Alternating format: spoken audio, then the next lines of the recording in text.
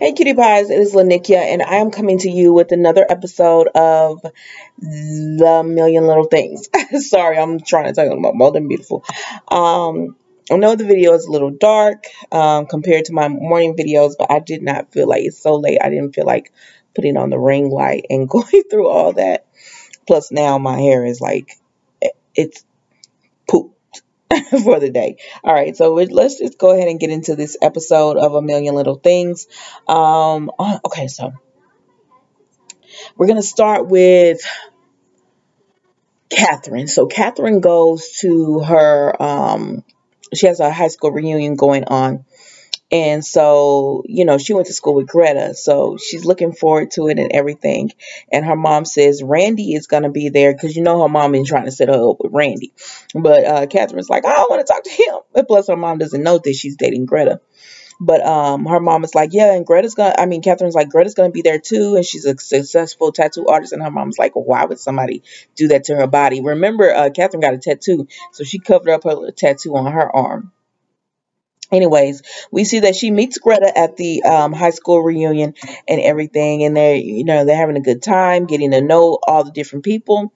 Not know all the different people, meet all the different people, and they hook up with Randy. And apparently, Greta and Randy had a blast in high school, and Catherine she feels left out because that wasn't her experience. Her experience was she was the perfect little high school student. She did everything she was supposed to do. She was on the press. Was listed on the President's Awards and everything. Her name was listed on the wall for the President's Award. So she was like a studious. Her mother was very proud of her because she did whatever she was supposed to do in high school. And so she goes out. She excuses herself from Randy and Greta because they're sitting there reminiscing about all the parties they had and all the good memories they have about, and people are successful and everything, and they still had good memories. They had fun in high school. And she's like, dang, I don't remember high school. She doesn't, because she was always in her books and everything. And so she was like, I feel like I can't leave with this high school without doing something bad. Because Greta says there's nothing wrong with how you're a successful lawyer who owns her own practice, a successful practice. Everything that you did, yeah, you might not have had fun, but everything that you did led you to where you are. And she was like, I gotta do something bad before I leave. So, this girl tries to take the President's Award. She's like, I'm taking it. So she tried to take it, and Greta said, I don't think you can do this. Greta was like, don't get me in trouble, girl. But she rips it off the wall, but it's too much force, and she accidentally hits the trophy case. And I'm like, don't they have cameras or something? But anyway, she runs home. She took it. And so she and Greta make it to their place and everything. They make it back to their place, and she is like, her mom comes out. She was like, "Oh, I'm sorry, we were late. We had a detour." And her mom was like, "What is that?" And she said, "Oh, it's the president." She said, "No, that on your arm." And she said, "That's a tattoo." And she said, "Oh, she made you get it." Talking about Greta. She was like, "No, she didn't make me get it. I got it because I wanted to." And then she kisses Greta. She says, I'm doing this because I want to as well." I'm not going to say anything about the storyline because I do like Catherine. I know a lot of y'all be like, she don't have no storyline. She's boring and ugh. And y'all hate the way her character's going. I like Catherine. I don't like this storyline because I'm like, what? How old is Catherine again? Like but on another part, I do understand different communities of people have different ideas and beliefs. So um, she's trying to be respectful of her mother. So I'm just gonna leave it at like, y'all. This is a wonderful actress. Y'all deserve to do her a little bit better than this storyline right here. Like a grown woman kissing a girl in front of her mama trying to make her like, come on, come on, come on. All right. So then let's go to Eddie. So remember now, last time we saw it, Eddie was spending the night with Anna, right? So he come rolling up in the house after Gary, and Gary was like, "Uh-oh, same clothes. You doing the roll of shame?" And you could tell Gary couldn't see it because Eddie put on a front, but when he passed Gary, Eddie, you could tell his demeanor was different. So you know something went wrong on this trip. Okay, so then we find out later on when Gary, no ma'am, no ma'am, when Gary is talking to Eddie, that he could not perform, and in turn she couldn't enjoy herself because he couldn't perform and everything. So Gary said, the best thing to do is just to talk to her. That's the best thing to do.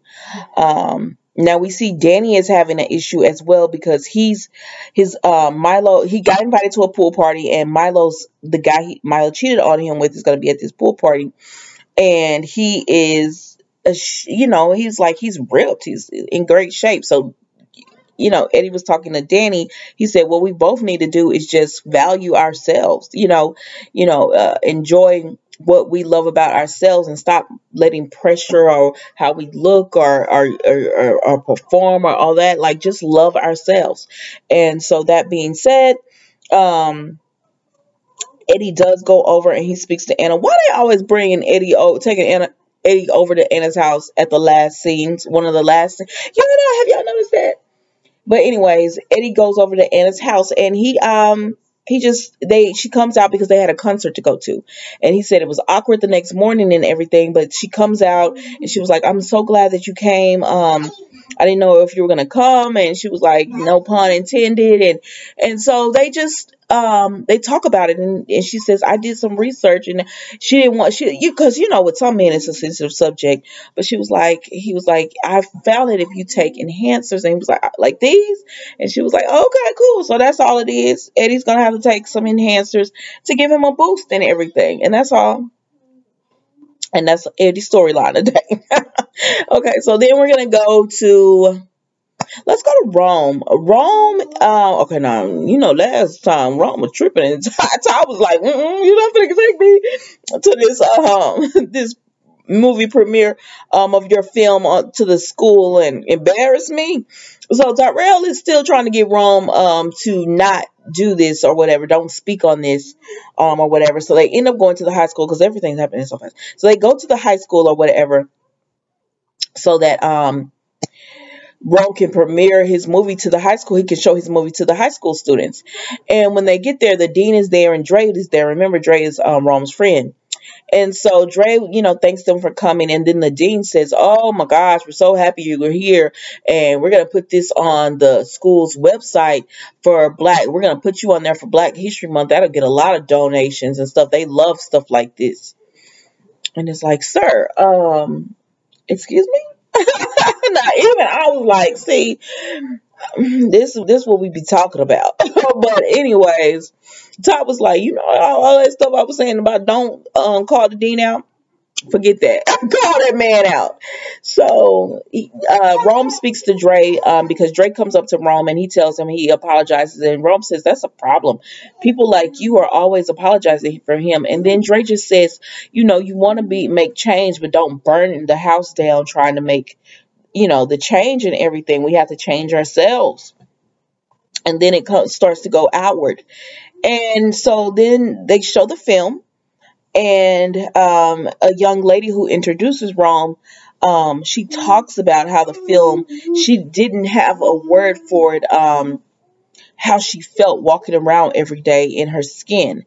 But seeing the film, it made her understand her feelings and what she felt and everything. And you could see it really touch the students who were Black in the school and everything. And so Rome goes out to give his speech, and he says, this film was made possible because of one man. And he says, it's your vice principal, Dre Washington. And he just says, Dre really taught him about changing ourselves. Okay, mama, calm down. Changing ourselves in order to change the world. So then after everything is done, the dean comes up to Rome, and he tells Rome, I would like to think I had something to do with your success and everything. And Rome said, you had, don't even think about taking credit. You had nothing to do. And he asked him what happened at the water fountain. And he said, what are you talking about? And he says, I'm going to ask you, let me ask a different way. What happened at the water fountain? Like, sir, I know you know. And he said,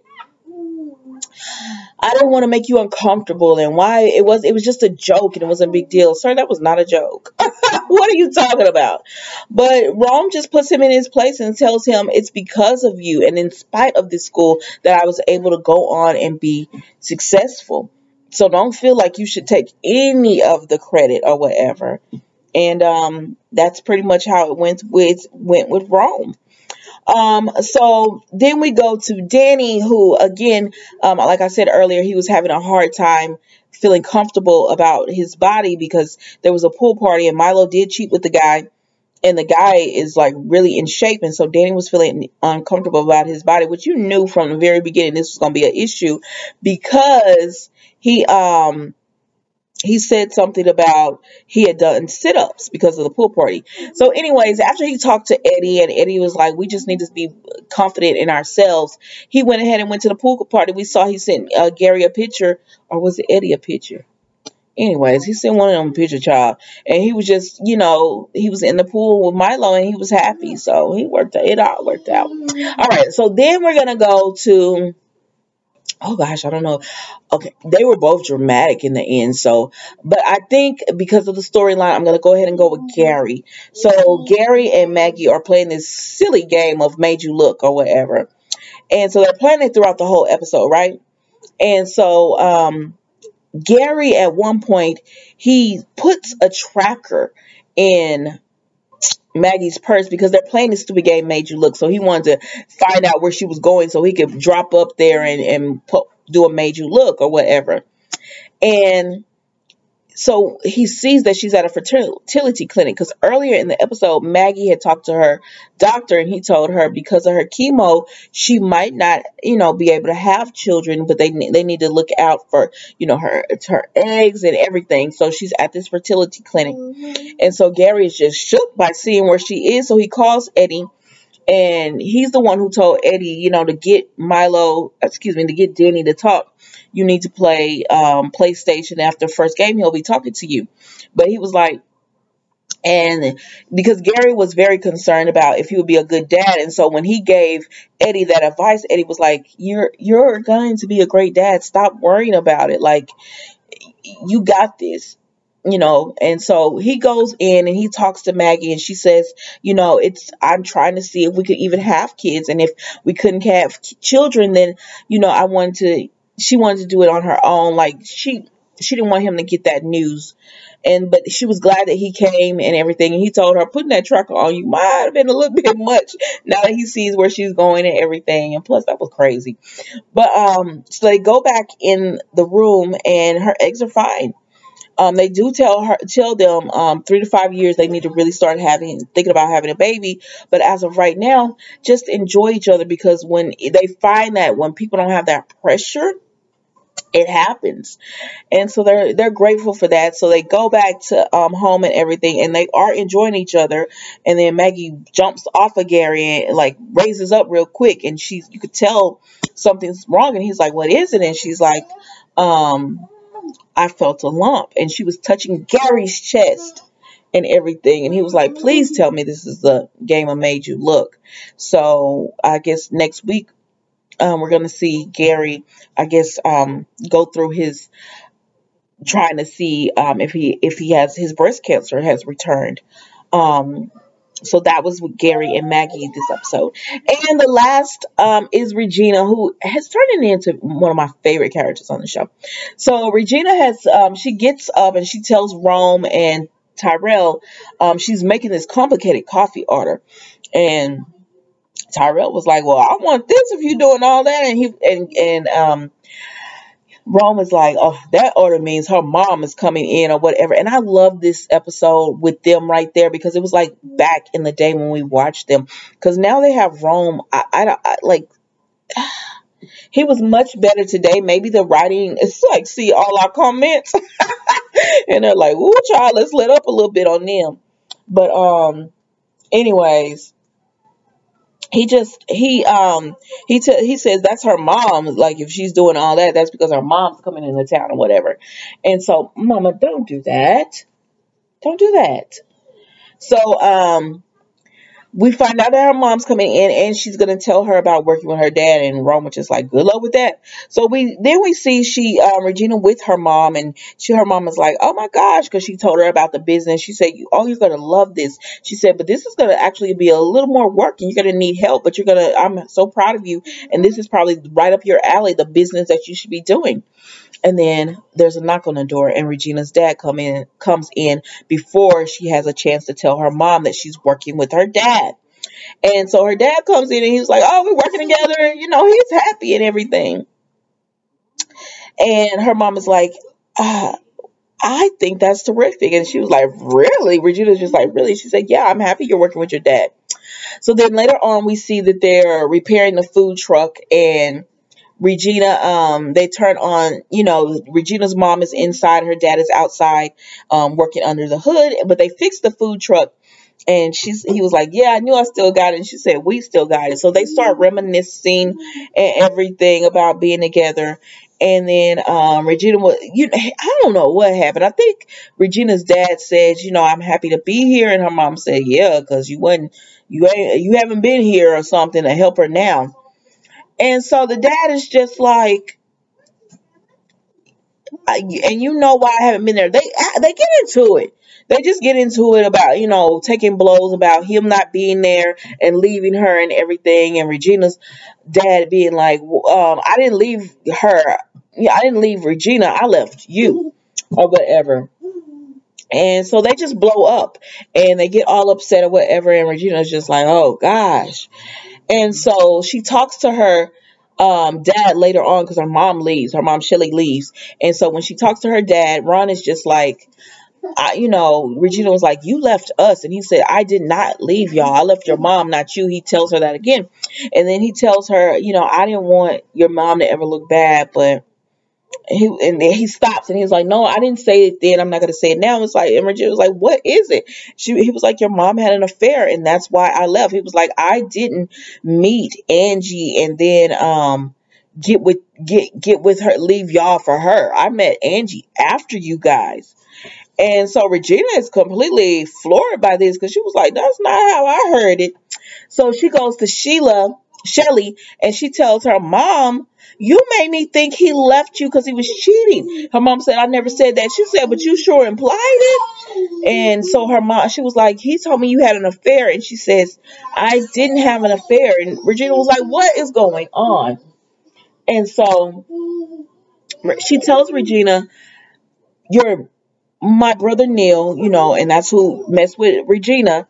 She said, my brother Neil, he moved back to town. And she said, when he moved back in, I just moved back to town. I just had a hard time because he had molested her as well. And she said, she said she buried it. And so when Ron would want to be intimate with her, she could not do it. And she said one day he saw her laughing with the choir director, and it's allowed in a way that she hadn't done with him in such a long time, that he was like, you got to be cheating with him on me. And so she said she didn't deny it when he said it, and then he left or whatever. And she was like, Mom, you got to tell him, like, you can't let him believe that. You have to tell him.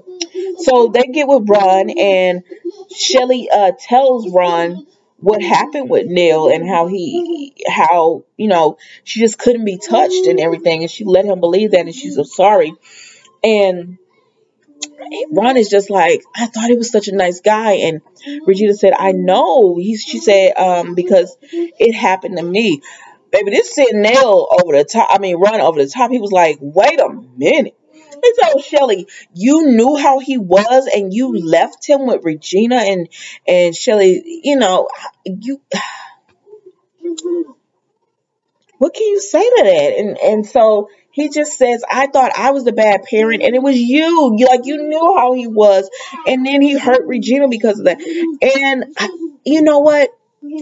I've been saying this for years, where you will hear about something like this happened where the mother was molested, and it's like then they don't tell, and then they have children, and their children are around that person. I'm like, I because you don't know how people deal with trauma, but that's always something that I just could never understand, and maybe I need to be more empathetic about that issue. But I could see where Ron was coming from on that. um I, I don't know.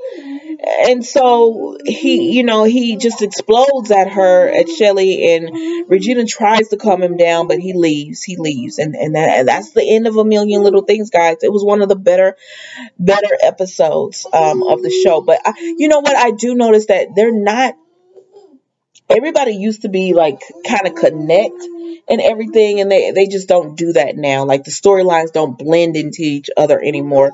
But excuse me, sinus. But that was A Million Little Things. I hope you guys enjoy the rest of your night, and I will see you next week for a new episode.